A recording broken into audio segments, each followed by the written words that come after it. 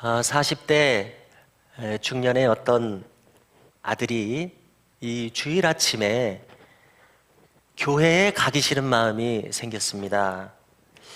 그래서 이를 지켜보시던 70대의 어머니 권사님이 그에게 도대체 왜 그러느냐고 물었습니다. 그러자 그 아들이 교회에 가기 싫어지는 3가지 이유를 대는 겁니다. 첫째로, 아침 일찍 일어나는 것이 너무나 힘이 듭니다.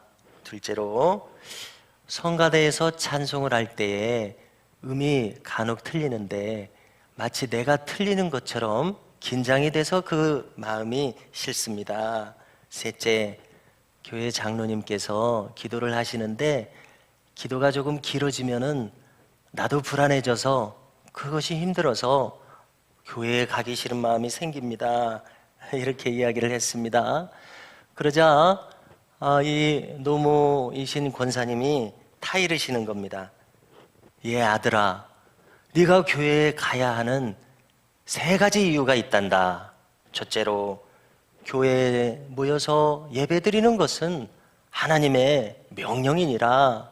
둘째로, 주일 예배는 신앙생활의 기본이 아니겠느냐. 또 셋째가 있습니다. 무엇보다도 네가 바로 그 교회의 담임 목사 아니냐. 이렇게 이야기를 했다는 겁니다. 자, 사람이란 완벽하지 않아서 어떤 때는 이 아침에 일어나는 것조차 고생스러울 때가 있습니다. 이처럼 우리는 내가 이렇게 연약할 수밖에 없는 존재로구나 깨달으면서 살아가게 되는 것 같습니다. 오늘 우리 모두는 주님의 고난을 되새기는 고난주간을 시작하면서 그 첫날인 종려주일을 맞았습니다. 그때 군중들은 저마다 손에 종려나무 가지를 들고서 마치 개선하는 왕을 맞이하듯이 주님의 예루살렘 입성을 반겨맞이 않았습니다. 호산나 우리를 구원하소서. 큰 기대 속에서 메시아의 입성을 환호했었습니다. 그러나 참으로 허무한 것은 바로 이 똑같은 군중들이 불과 며칠 사이에 선동되어져서 그렇게 쉽게 선동당한 그들은 저를 십자가에 못 박게 하소서, 십자가에 못 박게 하소서 무심하게 외치는 성난 군중으로 돌변하고 맙니다. 그러므로 이 군중 속에 휩쓸려 가는 데에는 진리가 없다는 것을 알게 됩니다. 진리는 내가 기꺼이 하나님 편에 서고자 하는 자에게 열린다고 생각합니다. 진리는 주님의 마음을 대면한 사람에게 환하게 열린다고 생각합니다. 그리고 그 진리를 대면한 사람은 그 진리 편에 서게 되어 줏대가 확고해지기에 흔들리지 않는 사람이 될 것이라고 생각하게 됩니다. 자, 우리가 과거에 배너라는 영화를 교회에서 많이 봤습니다. 이 배너라는 영화를 보면은 이제 돌고 돌아서 예루살렘에 돌아온 주인공 유다스 배너는 사랑하는 어머니와 여동생이 나병 환자들이 모여 사는 나병굴에서 기거하고 있는 것을 알게 될 때에 그는 예수님을 알고 있었습니다. 그래서 이 사랑하는 모녀를 주님에게 데려가기 위해서 함께 시내로 들어갔습니다. 그러나 그날은 수많은 군중들 속에서 예수님께서 십자가를 지시고 처형장으로 끌려가시는 그러한 모습을 목격하게 되는 시간이었습니다. 주님이 운명하시는 모든 과정을 지켜본 배너는 집으로 돌아와서는 이전에 자기 집에 청지기의 딸이었었던 이 에스더라는 여인에게 이렇게 말합니다. 나는 십자가 아래에서 그분이 운명하시기 전에 하신 말씀을 똑똑히 들었소. 주님이 이렇게 말씀하셨습니다. 아버지, 저들을 사하소서. 자기의 하는 것을 알지 못하기 때문입니다. 그리고 이어서 베너는 놀라운 자신의 소감을 이야기합니다.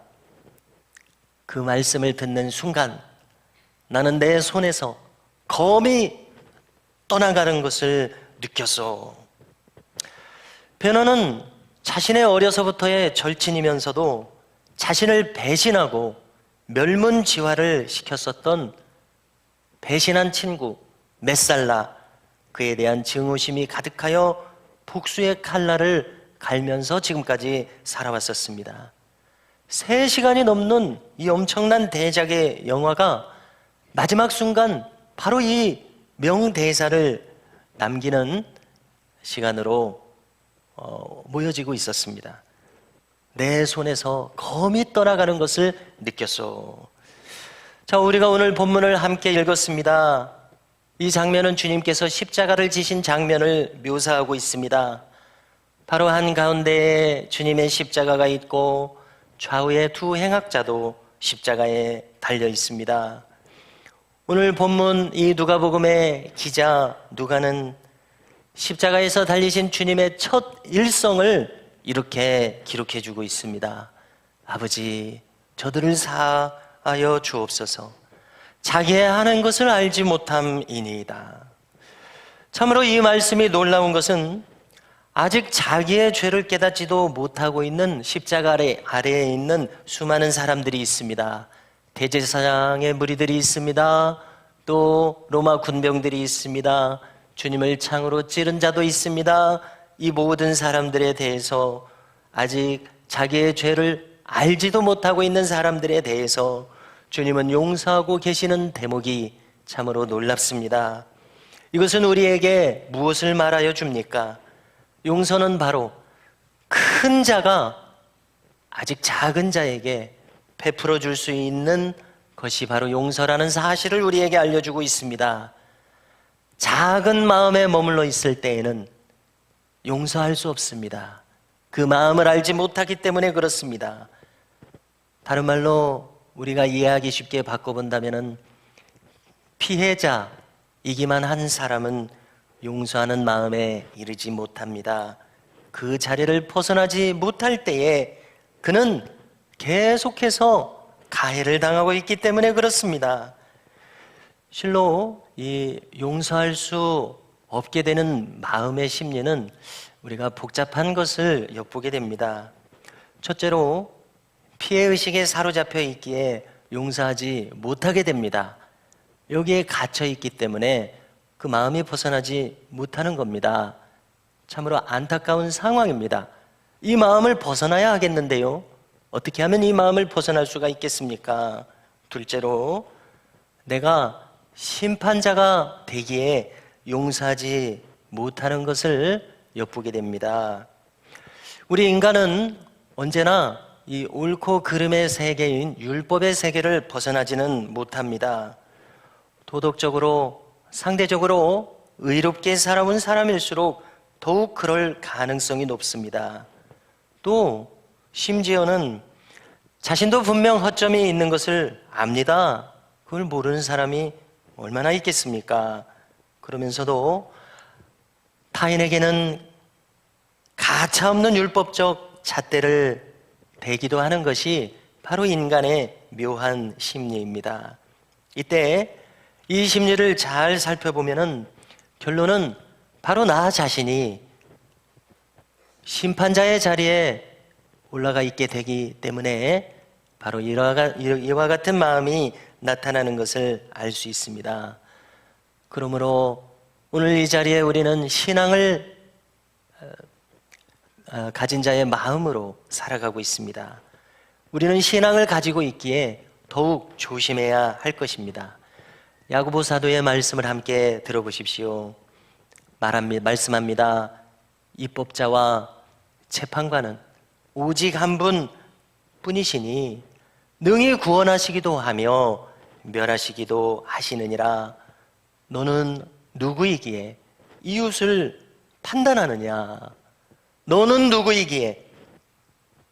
우리 인간의 자리는 판단할 권한이 없노라고 야고보 사도는 이와 같이 분명하게 우리에게 말씀해 줍니다. 이것을 주님의 말씀으로 우리는 다시 들어봐야 하겠습니다. 산상수훈 마태복음 7장 3절 이하의 말씀을 잘 들어보십시오. 어찌하여 형제의 눈 속에 있는 티는 보고 내 눈 속에 있는 들보는 깨닫지 못하느냐? 보라, 내 눈 속에 들보가 있는데 어찌하여 형제에게 말하기를 나로 내 눈 속에 있는 티를 빼게 하라 하겠느냐? 외식하는 자여, 먼저 내 눈 속에서 들보를 빼어라. 그 후에야 밝히 보고 형제의 눈 속에서 티를 빼리라. 이렇게 우리 주님이 말씀하여 주십니다. 우리는 이 말씀을 잘 듣고 새기면서 과연 바로 이 주님의 말씀이 복음이구나, 이것을 깨달아야 한다고 생각합니다. 참으로 내 눈 속에 들보가 들어있다고 있는 것을 우리가 알게 되는 순간, 이때 우리는 함부로 타인을 정죄할 수 없게 됩니다. 탓할 수 없게 됩니다. 비난할 수 없게 됩니다. 왜 그렇습니까? 정죄하는 그 순간 나에게 더 큰 들보가 있는 것을 깨닫기 때문에 말문이 막힐 수밖에 없지 않겠습니까? 저 유명한 철학자 소크라테스는 너 자신을 알라, 유명한 말을 남겼습니다. Know thyself, 너 자신을 알라. 이 말은 무슨 뜻입니까? 인간은 많은 경우에 자신을 과대평가하는 경향이 있습니다. 나 자신을 괜찮은 사람이라고 여기고 이만하면 그래도 좀 의로운 사람이라고 여깁니다. 그런가 하면 반대로 이와 같은 인간의 똑같은 자기 중심성은 왜곡된 자아상을 일으키게 만들어서 반대 방향에서는 비교의식과 쉽게 열등감에 빠지게 합니다. 이처럼 자신의 진정한 모습을 알지 못할 때에 인간은 진정한 자기를 찾지 못합니다. 그러기에 타인에 대해서도 자신에 대해서도 바른 분별력을 가지지 못한다고 생각합니다. 그러므로 타인을 비난하게 됩니다. 자신을 비하하게 됩니다. 이것은 왜곡된 마음가짐이 아닐 수 없습니다. 그러면 우리는 질문하게 됩니다. 그러면 어디에서 우리는 참된 인간상을 발견하게 되는가? 그것은 오직 그리스도의 마음뿐임을 믿으시기 바랍니다. 오직 그리스도의 마음에서 우리는 내 마음의 뿌리와 내 마음의 고향을 발견하게 된다고 생각합니다. 참된 인간의 본성의 회복은 오직 그리스도의 마음이 어떠하신지 알고 그 마음을 나도 담고자 할 때에 이루어지게 된다고 생각합니다. 오늘 우리가 대하는 이 본문의 말씀은 바로 이 주님의 마음에 있어서 그 절정을 보여주고 있습니다. 자기의 하는 것을 알지 못하기 때문입니다. 저들을 사하소서. 이 말씀을 잘 생각해 보십시오. 이 말씀은 인간의 죄성을 부인하지는 않고 있습니다. 인간의 죄성을 10분 인정하시면서도 그러나 그것을 정죄하는 데까지 정죄하지는 않으십니다. 심판하지 않으십니다. 아니, 우리는 정확히 말해야 되겠습니다. 심판을 유예하십니다. 기회를 주시는 말씀입니다. 여지를 남겨주시고 계십니다. 왜냐하면 주님이 보시기에 아직 자기 죄를 깨닫지도 못하고 있는 이 사람들이 너무나도 가련하기만 하게 보이시기 때문에 그렇습니다. 여기서 우리는 주님의 긍휼의 마음을 발견하게 됩니다. 인간의 깊은 본성을 이해해 주시는 주님의 그 긍휼의 마음을 우리는 발견하게 되고, 우리도 이 마음을 가지지 않는 한 우리의 마음의 자유를 얻을 수는 없을 것이다, 이리 생각하게 됩니다. 한번 생각해 보십시오. 우리가 종종 심판자의 자리에 올라설 수 있습니다. 인간이기에 이처럼 그릇되게 판단할 수 있습니다. 그런데 우리가 알아야 하는 것은 내가 심판자의 자리에 올라앉은 순간 무슨 일이 일어나는가에 대한 것입니다. 그것은 내가 심판하고 있는 그 심판의 잣대가 나에게도 동일하게 향한다는 사실입니다. 우리는 이것을 알아야 합니다. 내가 하는 심판을 내가 바로 당한다면 내가 그 심판을 견딜 수 있겠는가? 우리는 이 질문을 던져야 할 텐데요. 참으로 단언할 수밖에 없습니다. 그 심판의 잣대를 견딜 수 있는 사람은 아무도 없을 것이라고 말하게 됩니다. 왜냐하면 아무런 죄도 없는 인간은 아무도 없기 때문에 그렇습니다. 그래서 우리는 여기서 다시 저 유명한 1만 달란트 탕감받은 자의 비유를 다시 생각하게 됩니다. 어떤 신하가 있었습니다. 그는 무려 1만 달란트의 빚을 임금에게 지고 있었습니다. 갚으라고 했지만은 아무리 생각해도 갚을 것이 없는 이 신하에 대해서 이 임금님은 큰 마음을 가지고 이 엄청난 빚을 깨끗이 탕감해 줍니다. 얼마나 놀라운 일입니까? 자, 우리가 가늠해 보기 쉽도록 한마디로 말해서 임금에게 그 1만 달란트를 진 빚의 그 양은 이 일평생을 여러 번 살면서 아무리 갚아도 도무지 갚을 수 없는, 갚는 것이 불가능한 그러한 액수의 빚이었다는 사실입니다. 불가능합니다. 그러나 이것을 깨끗이 탕감받았으니 이 얼마나 기쁜 일이겠습니까? 탕감받은 이 신하는 즐거운 마음으로 집으로 돌아갑니다. 그러나 집으로 돌아가는 동안 그는 자기에게 100데나리온의 빚을 진 동료 신하를 만나지 않습니까? 그는 멱살을 잡습니다. 왜 갚지 않느냐? 만일 지금 당장 갚지 않는다면 너를 옥에 가두리라. 그래서 급거 옥에 가두고 맙니다. 이를 지켜보던 또 다른 동료 신하들이 있었습니다. 왕에게 가서 왜 얘기하지 않겠습니까? 다시 그 신하를 불러 들여서 내가 너에게 1만 달란트를 탕감받게 하였거늘 너는 너에게 그 100데나리온 빚진 자를 불쌍히 여길 수 없더냐 묻습니다.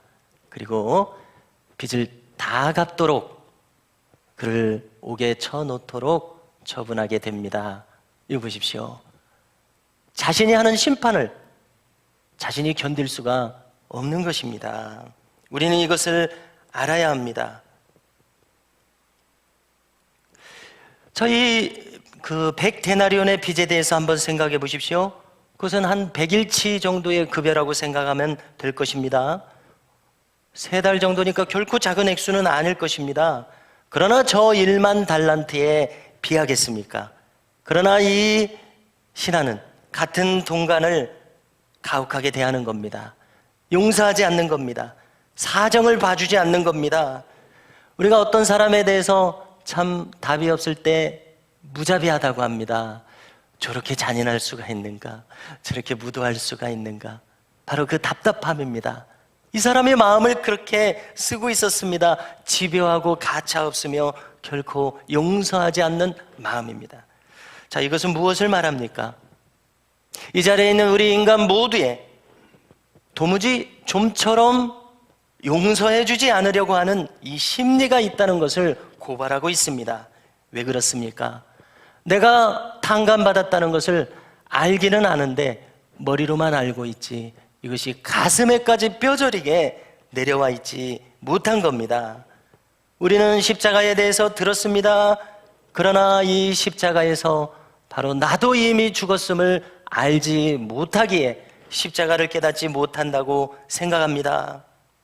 주님이 십자가에서 죽으신 것은 바로 나 자신을 대신해서 죽으신 것일 뿐만 아니라 나도 거기서 함께 죽어야 함을 말씀하고 있음을 우리는 알아야 되겠습니다. 그러므로 만일 우리가 십자가는 주님 십자가 따로 또 나는 나대로 따로 이와 같은 마음에 머물고 있다면은 바로 이 마음은 도무지 내가 바로 그 1만 달란트를 탕감받은 사람 그 자신인 것을 모르는 자의 자리에 머무르게 할 것이라는 것입니다. 성도 여러분, 우리의 신앙은 바로 여기에서부터 출발하고 있습니다. 주님의 십자가의 죽으심이 나에게 무슨 일이 일어나게 하셨는지를 아는 순간부터 우리는 진정한 그리스도인이 될 수 있다고 생각합니다. 1만 달란트의 탕감, 이것은 갚을 수 없는 빚의 탕감입니다. 이것은 무섭고도 무거운 인간의 죄악과 죄된 본성에 대한 뼈저린 자각을 우리에게 요청하고 있습니다. 이마만큼의 죄를 내가 씻음받았구나 하는 이 자각 말입니다. 미국의 스탠퍼드 대학의 프레드 러스킨 박사라는 분은 우리말로 번역된 그의 저서 용서라는 책에서 용서에 대해서 이런 말을 우리에게 들려줍니다. 용서라는 것은 나를 상처 입힌 사람의 행위를 그저 참고 견디는 것이 아니다. 그 과거를 자유롭게 흘러가 버리도록 놓아주고 현재의 나를 치유하기 위해서 내가 나를 위하여 가지는 선택이다. 이렇게 풀어 말씀해 주고 있습니다. 여기서 나를 위한 선택이라는 이 표현에 주목하시기 바랍니다. 용서하지 않는 것 내가 선택하는 것입니다. 용서하기로 하는 것 내가 선택하는 것입니다. 용서하지 않기로 선택하는 순간 그것이 나를 다시 얽매이게 한다는 것을 우리는 알아야 합니다. 그리고 이 악순환의 고리로 다시 나를 빠져들게 한다는 것을 우리는 잊어서는 아니 될 것입니다. 그러므로 누구를 시원하게 용서하는 것은 바로 다름 아닌 무엇보다도 나를 자유롭게 하기 위한 나를 위한 선택이라고 하는 것을 우리는 기억해야 할 것입니다. 우리는 오늘 고난주간을 시작하면서 이 십자가를 다시 바라보면서 십자가에서 지울 수 없는 또 한 가지의 의미를 기억할 수 있기를 바랍니다. 그것은 바로 이 십자가란 아버지 하나님께서 이미 우리 인간을 이미 용서하기로 그 마음의 결단을 가지시고 우리에게 베풀어 주신 사건이라는 사실입니다. 주님의 비유대로 인간은 아버지를 거역한 탕자와 같습니다. 자신을 낳은 아버지를 부정하는 인간을 생각해 보십시오.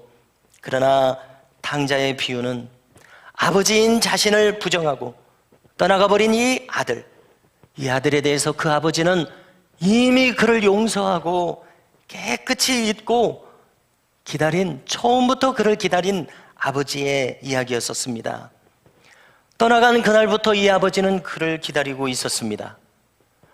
아예 떠나가지 못하게 했었으면 좋았을 것을 떠나가게 만들어 놓으셔놓고는 허락해 놓으셔놓고는 그를 기다리고 있는 어떻게 보면 참 조금 이해가 잘 되지 않는 이 아버지의 행동이 있습니다. 이것은 우리 인간을 비유하고 있지 않습니까? 하나님은 우리에게 자유의지를 주셔서 이 자유의지는 하나님을 거역할 수도 있는 자유의지예요. 그런데 이 자유의지를 우리에게 주셨습니다. 그러기에 인간은 하나님을 그렇게도 거역하고 있습니다. 그러나 그것을 알면서도 떠난 그날부터 아버지는 그를 기다리고 있었습니다. 이 얼마나 놀라운 이야기입니까? 이 아들은 아직 자신의 잘못을 모르고 있었습니다. 그리고 가만히 보면 집으로 돌아온 것도 아버지께 진심 어린 용서를 구하기 위해서가 아니라 자기가 불리하기 때문에 집으로 돌아오고 있습니다. 자기가 배고프고 굶주리고 있기 때문에 그것을 견딜 수 없어서 돌아오고 있지, 아버지께 용서를 구하고자 하는 그것이 처음 동기가 되고 있지 못하고 있습니다. 그러나 아무튼 돌아온 이 아들에 대해서 아버지는 참으로 기뻐하면서 그에게 가락지를 끼우고 소를 잡고 잔치를 벌이고 있는 바로 이 마음이 우리 아버지 하나님의 마음이라는 사실을 우리는 알아야겠습니다. 참으로 십자가는 우리를 심판하시기 위한 것이 아니라 용서하시기 위한 것임을 깨닫습니다. 아버지, 저들을 사하여 주옵소서. 자기의 하는 것을 알지 못함이니이다. 우리는 십자가 위에서 가지신 이 주님의 마음을 닮을 수 있기를 바랍니다. 왜냐하면 이미 이 십자가에서 이 용서를 경험한 사람들이 우리들이기 때문에 그렇습니다.